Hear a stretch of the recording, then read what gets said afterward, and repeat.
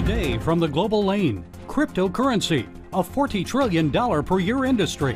Bring on the cashless society? We're living through the fourth industrial revolution. The question is, are you going to be a part of it or not?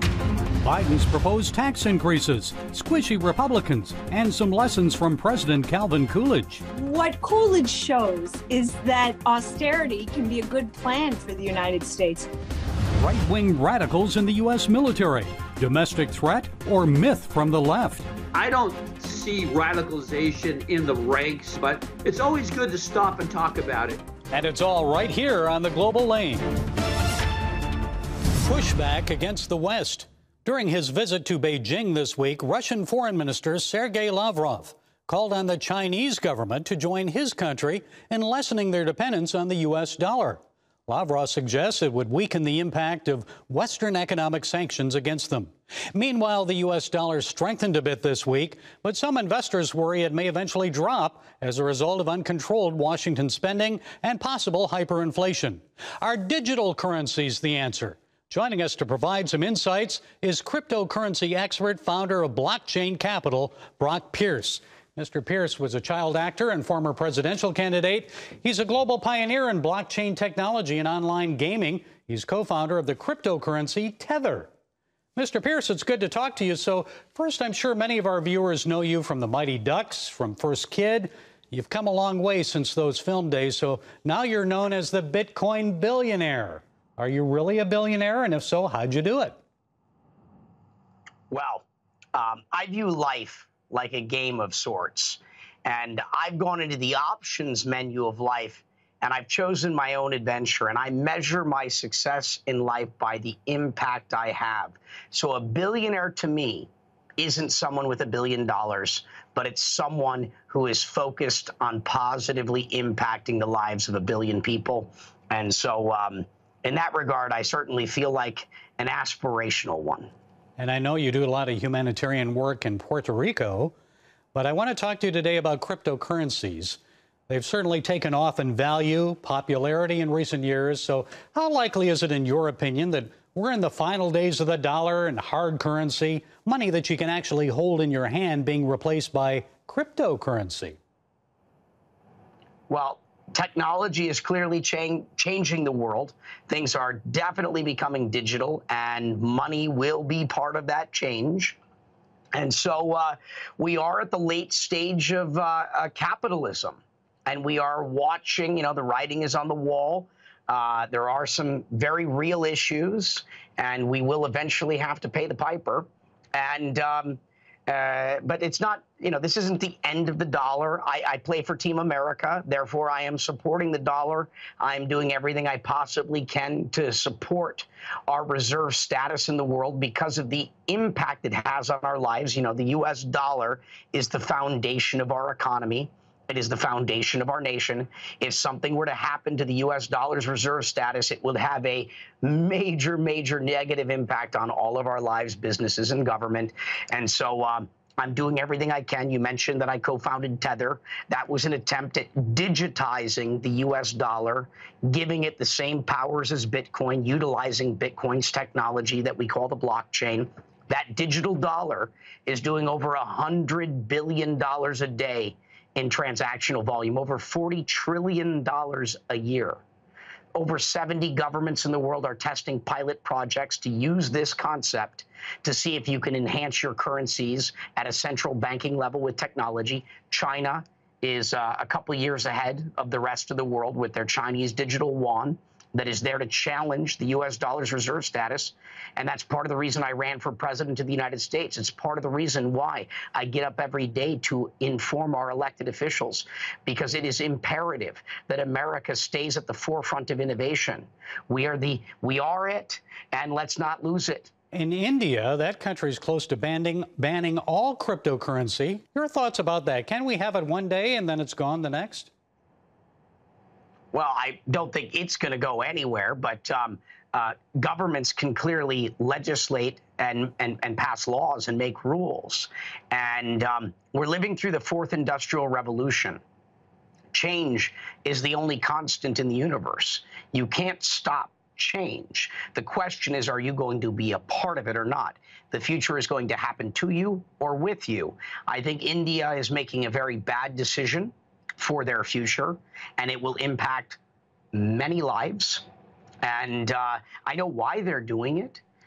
India has very strict currency control laws. And the reason why Indian real estate is what it is and the economy is in the state that it is because Indian people can't get their money out of India. I'm sure you're aware of the concerns that many Christians have about the end times, a cashless society, and cryptocurrency eventually being used against them.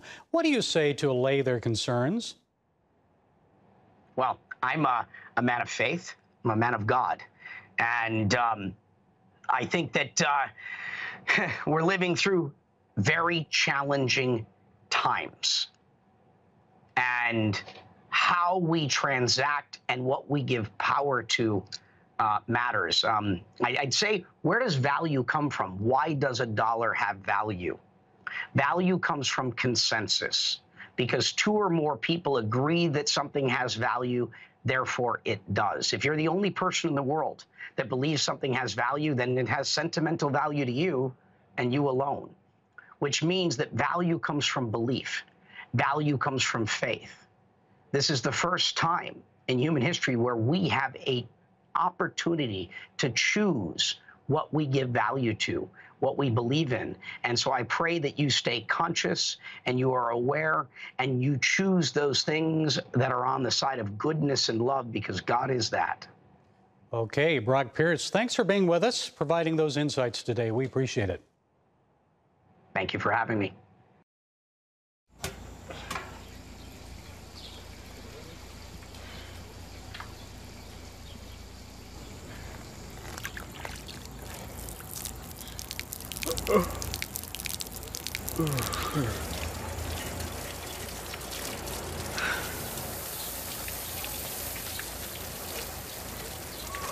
Life is better with a good night's sleep. Get your free DVD or booklet of Protect Your Sleep as the world watches from the outside. It's a big diplomatic tug of war here in the Middle East. Go inside the story with Jerusalem Dateline. Israeli archaeologists are talking about a discovery that could change the thinking about the Temple Mount. Join CBN Jerusalem Bureau Chief Chris Mitchell and get the biblical perspective on the events shaping the world. What starts in Israel then ends up going to other places. Watch Jerusalem Dateline Friday night at 8:30 on the CBN News Channel. Life. It's meant to be lived fully. Jesus said it. I came to give you life. Life to the fullest. Life in your family. Life in your finances. Life in your body, mind, and spirit. Life in your everyday.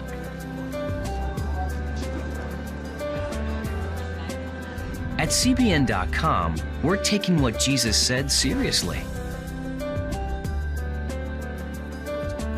We're here to help you discover life. Life.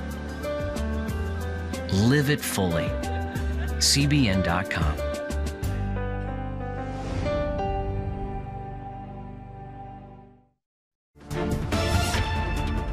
President Biden's proposal to raise taxes, the first tax hike in more than 30 years, is facing stiff opposition from Republicans.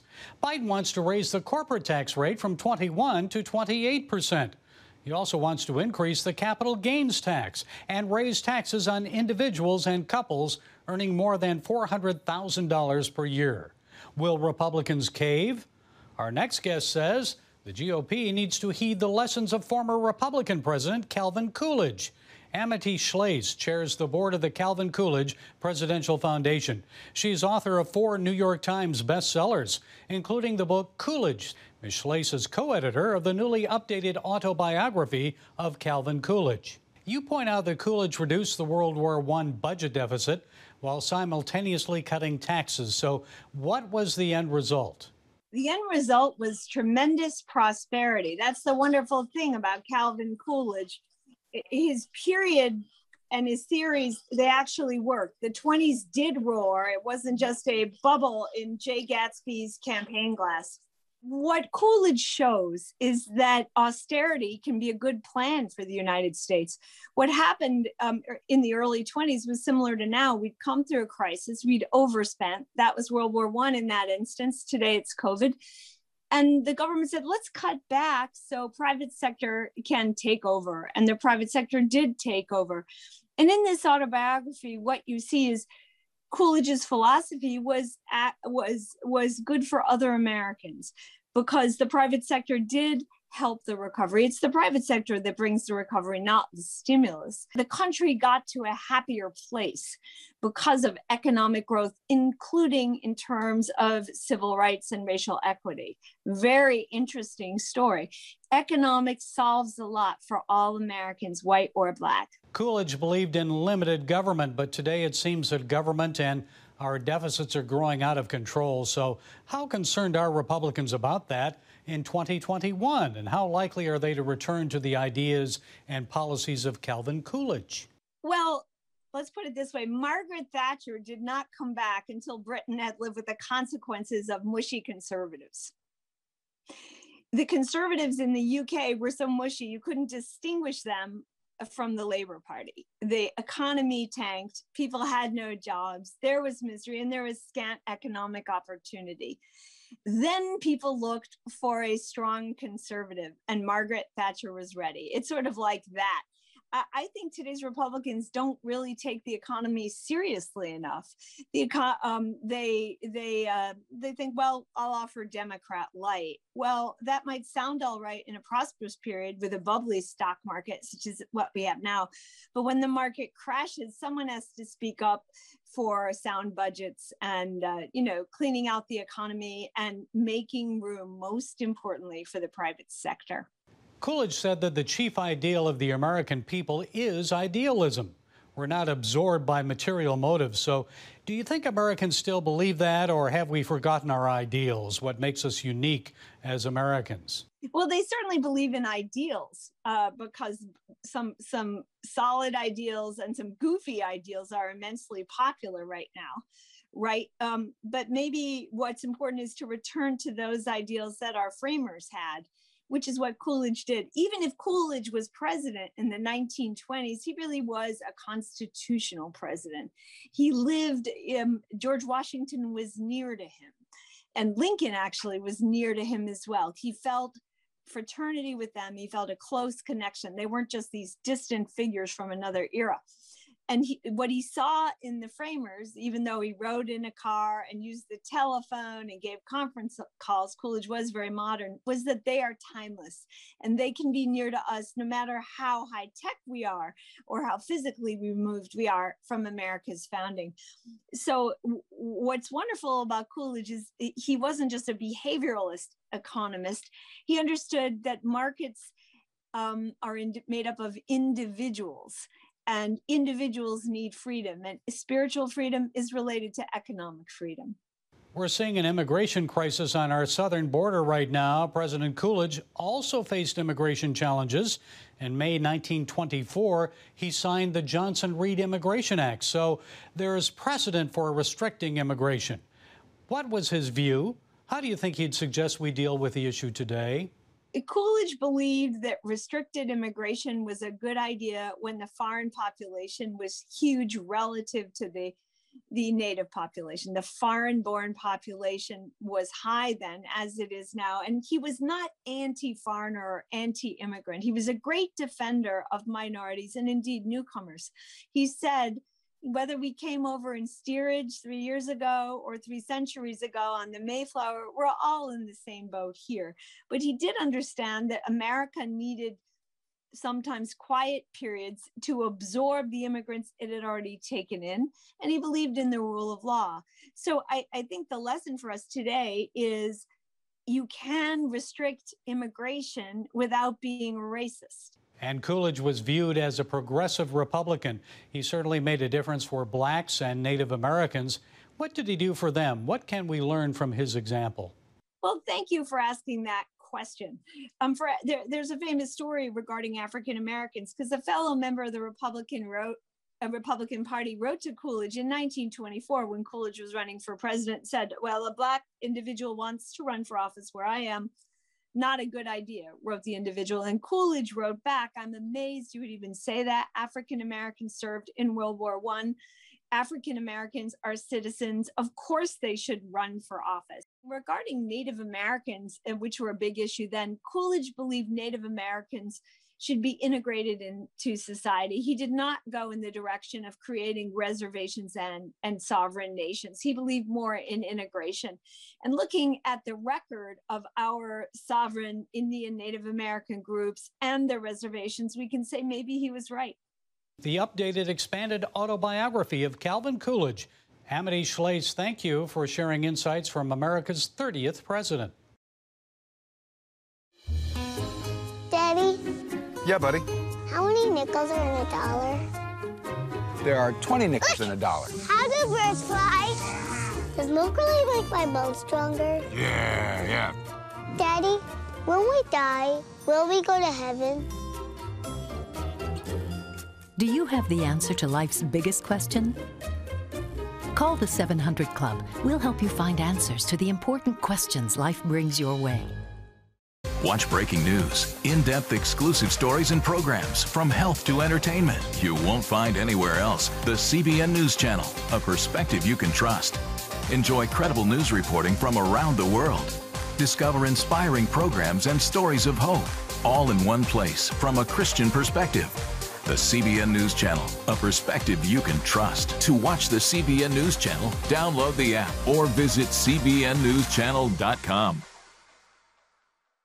Hello, I'm Dr. David Perlmutter, board-certified neurologist and #1 New York Times bestselling author. Wouldn't it be great to boost your energy, eliminate brain fog, and even reverse brain disease? Well, you can, and I'm going to show you how, along with some of the world's most well-respected brain experts in this DVD, Protect Your Brain. Get Protect Your Brain, a free DVD only from the Christian Broadcasting Network, featuring experts on the cutting edge of neuroscience and brain health. No matter how many times you've failed in the past, you really can do this. In Protect Your Brain, you'll discover simple strategies to keep your brain young and healthy. Improve your memory. Discover the gut-brain connection. In Protect Your Brain, get your free copy at cbn.com or call 1-800-700-7000. If you want to improve the quality of your life, get the DVD Protect Your Brain and get it today. The participation of former members of the U.S. military in the January 6th Capitol Hill riot has raised new concerns about the radicalization of the U.S. Armed Services. Congress has held hearings, and in one of his first actions as Secretary of Defense, Lloyd Austin ordered a one-day stand-down for the U.S. military to conduct discussions about extremism in the ranks. I want you to revisit the oath that you took when you joined the military and when you re-enlisted or got promoted. Read those words again. Consider what they really mean. And think about the promise that you made to yourselves and to your teammates and to your fellow citizens. Joining us with some thoughts on this is retired Army Chaplain Colonel David Giammona. Colonel Giammona is co-author of the book, A Military Guide to Armageddon, Battle-Tested Strategies to Prepare Your Life and Soul for the End Times. David, it's good to have you with us again. I want to discuss Secretary Austin's comment, but first, I know you counseled thousands of soldiers over your 32 years in the military, so how prevalent is extremism in the U.S. Armed Services? Well, you know, Gary, I was in the Army for 32 years. I didn't see very much of it. Our soldiers are dedicated, professional, and, you know, ready to do whatever the President of the United States has asked them to do. I really think it's a matter of leadership more than radicalization in the armed forces. So my perspective is maybe after they get out, they may get on social media platforms, but while they're in there, they're under good hands and great leadership. Well, Secretary of Austin said members of the armed services need to remember the oath that they took to support and defend the Constitution of the United States against all enemies. But that oath continues and says enemies both foreign and domestic. So I know some of those who breached the U.S. Capitol building on January 6th.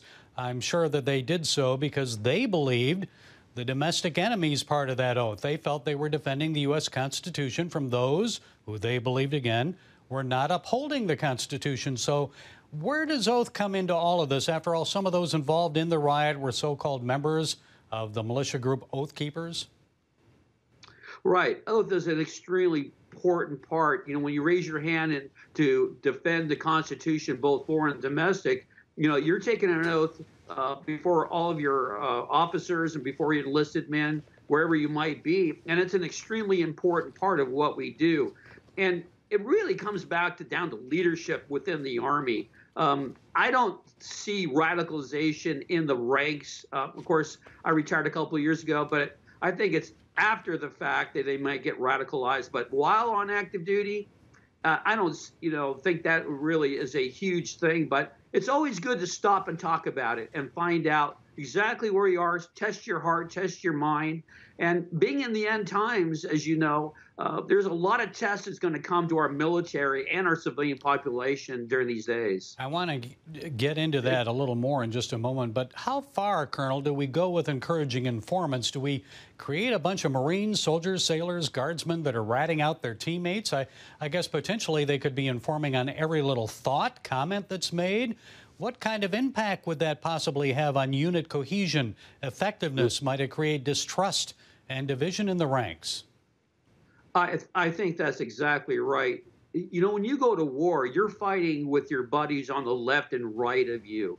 And so trust is an extremely important. If there's someone ratting on you in that, it's going to really untangle or, throw together a bunch of people who don't trust each other. When you have that, you cannot win in war. You cannot win in combat because trust is everything to your brothers and sisters in arms. Well, it seems like that's what's being pushed right now, is to have them rat out one another, even just for a tattoo they may have. It seems that former members of the military are more likely, I would say, to become radicalized than those on active duty. So you mentioned it earlier. How does social media play into all of this? Well, social media is an extremely important part of everything we're doing nowadays. And so while I was on active duty, social media, commanders would look at your site to see if you were doing things you ought not to. And soldiers are instructed from day one, don't put things on social media that you're going to regret later, because it could get you court-martialed or thrown out of the military. So there, we are very aware in the military of social media and its impact, but still some people do get in trouble over it while on active duty. But for the most part, they're pretty good about it. And finally, many on the extreme left have called for defunding police, abolishing ICE, limiting gun rights. Now they're targeting members of the U.S. military for the threat they may potentially pose to society, not actually for their present actions. But how does all this fit into the end times, as discussed in your book? Well, it really does. We just have to get used to the fact, Gary, that we are living in the end times. And as the Apostle Paul says, there are going to be many things happening. People distrust, love is lost, so many things going on that we're experiencing right now. But my trust is in Jesus Christ, as the Lord of my life. And so we write throughout the entire book, these are ways of expending principles in your life to really focus on really important things, such as the Lord being the center of gravity or the center of your life, and not focus so much on politics, government, and all those other things, which are important, but not as important as our relationship to the Lord. Amen. Okay, Colonel David Giammona, co-author of the book, A Military Guide to Armageddon, Battle-Tested Strategies to Prepare Your Life and Soul for the End Times. Thank you, David, for joining us. Appreciate it. My pleasure, sir. Are you suffering from feeling tired or worn out during the day? Can you not turn off your brain at night? You are not alone. Hi, I'm Dr. Michael Bruce, the Sleep Doctor, and I've partnered with the Christian Broadcasting Network, and we're going to bring you some unbelievable information that you can use tonight to get a better night's rest. Wake up to your best life. Call 1-800-700-7000 or go to cbn.com to get your free copy of Protect Your Sleep today. Nutrition, exercise, essential oils, weight loss, and more. It's Healthy Living with Lori Johnson. Talk about what's in this. Join CBN health reporter Lori Johnson to get the latest information from today's top health experts. This is fantastic. Find out what you need to know to live a healthier life. Watch Healthy Living, Tuesday night at 8:30 on the CBN News Channel. Woohoo! Hi, Superbook fans. Here's something else you'll love. It's the new Superbook Bible app. It's packed with games, activities, and Superbook episodes that you can watch for free. Oh no! There's trivia, a fun daily devotional, and answers to your Bible questions. Plus, an easy-to-understand Bible the whole family will enjoy. You can even create your own Superbook character. Ta-da! Whoa! Millsburg Falls man. Sorry, pardon me. Sorry, excuse me. Ouch! Are you getting this? Earn super points to win daily prizes too, and so much more. Time to get back to my adventures. See you soon. It's the new Superbook Bible app. Free downloads on iTunes, Google Play, and Amazon.